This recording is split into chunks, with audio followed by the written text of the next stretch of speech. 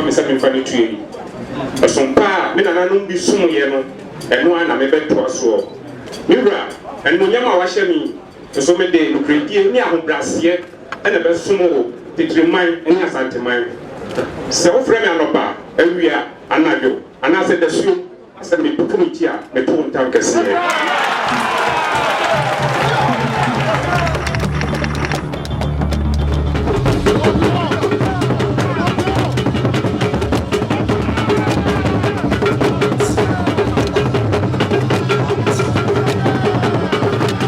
Ayefo ye mamu nyina akwaba e de ba NYANSAPO kasa mfonyini so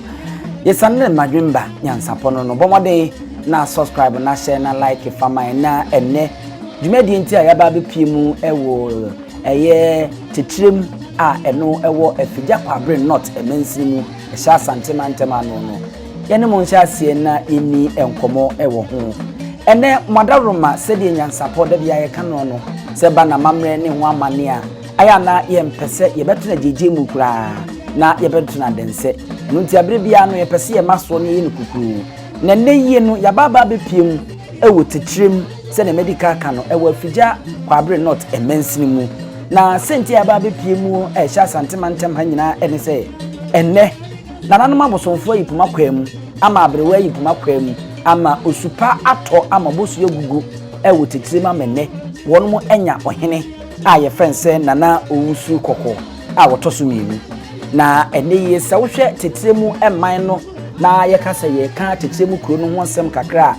ade ba ko agigintiman wo tetremu anma ama tetremu agidi na ahyeta wo Ghana didi ni Asante mantema no eye wo musuapon anase wono nto aso school ba ko wa hanoma ye friend say Osei Tutu the second SHS na yese ye nana opumso tumfo Osei Tutu otoso mienu ya wono ankasa sukun nidin ena edaso eno eka ho ama kurei agidin yi pa na emireti awam ne breka kremu ni no na akunwa no adam pan a adehye abusua no na won mo prekere kaso se nkyira ka na enam se akunwa to a na adehye wo fie no obia opusu nyaka opusu no nti no opedie obeba na oba abedie na na otwedi ampon ayi puma kwamu opumso na daroma ne nsa wo mu ene tetremu atrankunwa panyimfo ani ntini adwotwura wonu anu durubrumu womu nyina timi aka bobo no madwena ko bankrumu ama wonu mayi opanyine fense nana Owusu Korkor Owusu achan Owusu aduomi eneye wonu ena wo baba bedi akunwa ya watena so wo sai ade ache nana no mawie wonu nie nimfonyi na aba beto so asabe enu no na ese nana ebedwabo nase nene babia yegira yankasa adwumadi bekoso hwa nana apakan ana esiwa ayehye fefefe sa yefra nana eba betremu na afi wodinani ade ache mu dwabo no ase babia yegira yankasa adwumadi ekoso aye Tetrem Market Square eho ena adwumadi ekoso a enye asemketo se wo hwe banchiriye ahodo ayaba bamu ne emu atwrode ebinum yeji nyame ebinum yasosedwa ena edemu oba abere wayi wo hwe ane maba wam no mfa se ni agro samre die nana Owusu Korkor toso mienu a sese wabetrem tetrem akonwa nso no won wayi ni ti na konwa ne di kan ya chini esi so nana ankasa ni ena wafro na pakan a ya gye ne yoyo gye ne tata na ye de berema ba ye de ne ebayi enanya asemketo aso hwe nana afade na ahyensode ba ko mu a achinye bia eni hu se tetrem akonwa yi no eye nananom adehye abusua ye from se aduanafo wonum ena wonum edi sa akonwa yi ne aka aduana edie na ye ntimi nka no wa na ye nko aduana abusua ka abusua hodo a ewo oman Ghana ene Asante mantemo aduana piesie ni wose ade ayo agemambedu wono ene aduana piesie aduana abusua ye ka wono ka abusua a wonum do so yie pa ewo man Ghana ha no wonum ka ho pa aduana abusua na gi wonum sakanwe na wonum editu wonum se wonum no di gya ede eba ate asefo asasi so sentini se wonum akraboa a eye aboa kramanu no tetemiremu na wonum free bebia wonum free di ba enne inesi boni beka se on present day eye doma amene wonum papa ne binu akwa ma binu bepie tetiremu a enne yi nana Owusu Korkor toso mienu wodi ahini yi no na aboa kraman ena edi wonum animu a opuja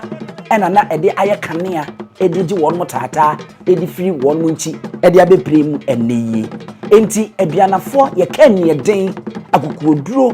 ene nam ye ensiye ne nwita so honhoma untumi nka na wunyiye nananom aduanafo emfa emfirimu enti enomu ena nana Owusu Korkor toso mienu ofiri na kire se nana no kukuodu ne boose onimde no wo be maba a eneye wafuro akonwa kakraka etese enya asemketo yi asoafo no ena kese wonmo eso nana entwene kafo ne ntwene bofo ne ntwene soafo enso ede ntwene frontom edi na chi na yede ejeje nana tata ede ebeyi se de medical aka no nana hofade no ede edi prekope se oye santini ofiri santemantam ha na tetrem ena ofiri asante ahunsuo no nenedie metimi asisudua se nana ede afa no hi ahaba mono tuntum ena afiyi sika kokko awokosade yedo no ena yede afiyi ya kiremu akiremu dada ewo nyansapo kasamfoni so se nana eba se ya de wotim no ye fen se apakan resiboni kan se palankwi enum ena otimi na apakan ya wotimi se wo hwe na dwurade no a asante ahunsuo na ena yede adwura no a enye asemketo tuntum afei ahabammono ena akokosrade na na afade no so so hwemu asa eno na edi ahimu na botire eno so saa ena edi ahimu afei mo hwe na nansa ho mpempra niema ne kuomu ade sika kokko yede anyimdie yede bia ato na bache akiremu dada tine ye nsankum na bache no eye wonsa no se wo ka de atoso sei na de wonsa ne firi na ebeka na asese na se eye yi bi damuo no etwa bi damuo no eho ye tua kire sei mu ene ye kan se abache enye abatwe se de ye kan no we ye abache a ekire se panyini oni hwe kura no wo abache oba ayate ase kire no edibi egu ho afi sawre ne nsa efi ne nsa kon na ye de woche ebo no a eba kakra na eno so saa sika kokko no bi ena ye de adwedwa ne nsa afi ne nsa tia no na de mpatia ni bi ahyehye a akono pa afi wo ma ne nsa so nse mahunu yie pa na ekura bodua a eye fufuo na wo kura handkerchief mpani mu bi eye fufuo bodua no ase no ahabammono ena ye de adwura hono a ne nkase e ahaban ne mumu no ahosuo nsa netie afi na hwa asankunya nananom aninti na edwetwe wuru abrempon ene adehye a wo mu di anim ato santene no mo de eba market square adwumadi eba so ne aye ne kokuru ne aye ne kakra no a enye asempeto akra enye adwuma ketwa se o hwe wo mo so apakan ya na se nya asempeto mo me hwe nana na sa wodi ne kakra ne nja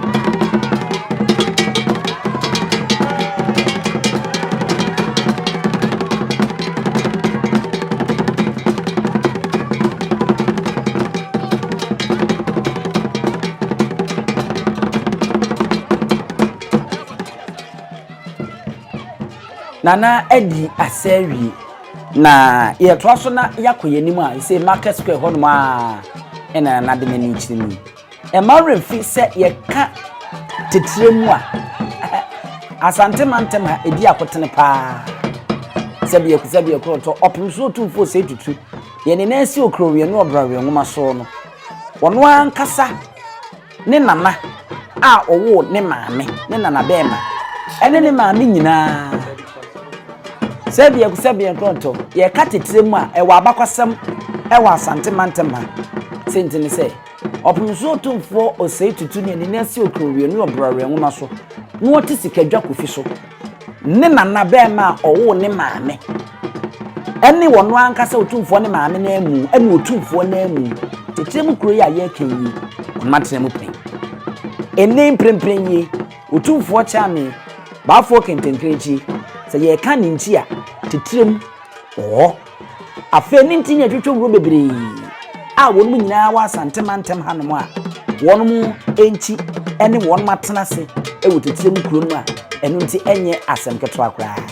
se wode wani chiem na wo kofen so a wo be mane e wa maneyem na ado ani achiem na ne maneyem no ufiri wode ko ofen so no na esa akakuma bi na wadu ofen so kuro no mu ankasa eno enye asemketo a ne honom na se de medical aka no no ye wo osei tutu a wotoso mienu ne ntoaso school senior high school otumfo Oseitutu the second SHS ewo ho ema no enye wo ntanta sanse ye wo Oseitutu baako eno ewo akuropon ne no de se de aku eyo otumfo Oseitutu de odi kanye wono eno na ye ne dia na we no de eye mpremprenye de oti akonwa so ntie beka se tetremfo no SHS ukobia ma otimu nya ode ya na Oseitutu fo no akuropon ede de wo nsaka anwe se wono na Asantema ayo mo dia na mo de mprempren mo na Asantema na nkasa mo dia na na bedu dwabonase abedu dwabonase aso hwe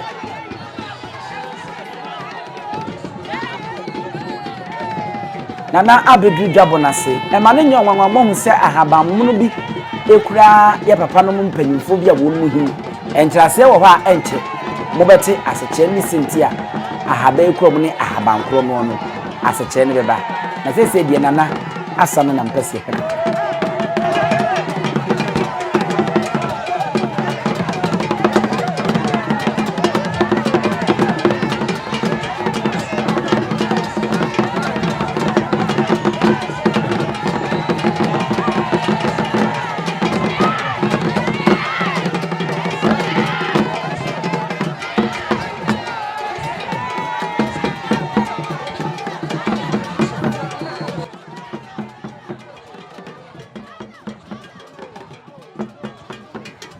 ana edi asakakra a tese yetu aten sa me de se wo hwe ekire ha na wo hwe dom a na yese na na adru market square ho no ma anesa a wo chiachia na afi wasi fom a asana sa de nwi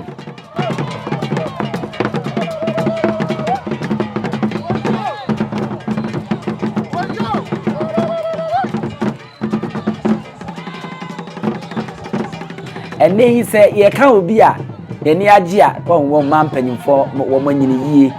wo hwa wo manyini yie we ombeburo bi wotwe a wo hwa amfinsia ne beko anim pa nenso ne ho den wo hwa maami a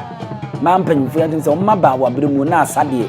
wono mfa eni agro ade ba ko danso e wa Asantehene mu no se wote sekete nom ne frontom from nom ne aba dem ne dansuo nom no e ka guruma wo ye den opusu nyaka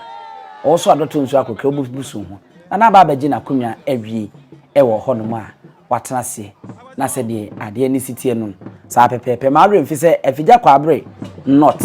emensim ni wonti afigya kwa abre no ne tifi ene wei nana boache yam abebi nkwanta kasa hene wode nani kire mu de nani mu nyamba betache won wo be ya wodi asei se mo hwe wo mo twa ne ho ahie ya ene wo mo se ya na se eye tetrem senior high to school to force it to na school mo friend ni dia sam na na be dia sam aju du ku mi en fe ni nkoso ni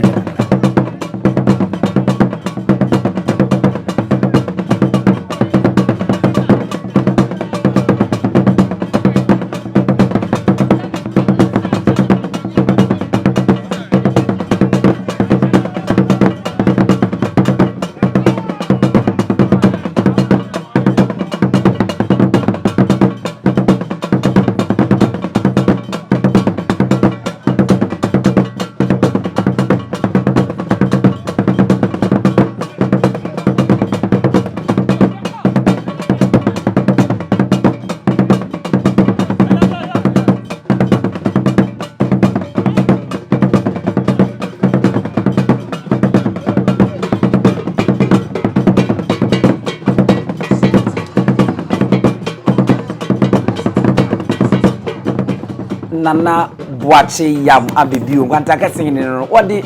atu bafo anase nana Owusu kokoto so mienu ene won obeja no no ne won yakwa akotomu ya tese akoye ni kasempa no oba babua ne nua na wata ne nchen amma dwumadi ne ayefe so hwe na sa wosana oni beka se majestically e da form boko se wo hene ni otutu tate ode abeya MP efija kwabre not onumunyamfo ye mrahye bebeni Collins Adomako Mensa ono no ne hene ode nsa betu nsem a wo madi nkoma boache yam abibio nana no ono nso wache ana ono nso ne edi nkita wo so hwe mrahye bebeni ya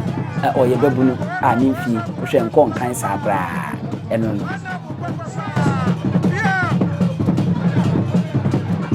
ya hinwa Your friend John Joseph Ankra. John Joseph Ankra. What other man now free? Me free chichiwere me na siako nyanso. Na ene ni dia ba obi kuta sika obi kuta enwere bosi na dey tina obi kuta mbura na odi bosi. Eni se ebra Kristo Yesu ye ohin kese mu ohin mu. Eye Matthew chapter 21. Ubusa no Bible mbabia obi abaka no kura kire se ebra Jesus okọ Jerusalem no. Wasi ye bubu bre eni nnua ena ma no de ntoma se kwam ewuvu Jesus Christ se wo ye ohin mu hene. Senti no yemfa handkerchief na ewuvu awurade na mo ye de bre ya bubuo eni nnua haban ya bubuo eni edi awurade aye. Ukọ adisem eti aduonu enyim nkunu kwa anso Bible wo de me kan play Matthew adisem etira nkunu enyim nsia kwa wasi heavy ho ye de ebre eni ayi haban ena ewuvu awurade wo bra wotina hinwa so senti na dai ayenana Owusu kokọ ya wotumfo de nsa egu na pampamu ahye no hene kase ya de ama Tetremhene kire se siensa kan ahene dia eniema Bible mu David mu nyaaye esi ayema nana so ate ha efise se ohwemu a Asante nana otumfo o chekonwa so woni ni nua ba na edi hima afa de totumienu o maame afie kobi ya okọ ne kira achi no ebere otumfo ayi ohenkase no na ne maame so ye oba hima senti sese nana no chekonwa so sese ano ya de ebere na ewu evu no de ayi na ya kire se ema okura nyina Tetremhene nyina ya ni age nnadai mebusa se ona na esi akonya nsi nkwaje se be na oka kire no afutu se be na adema ona na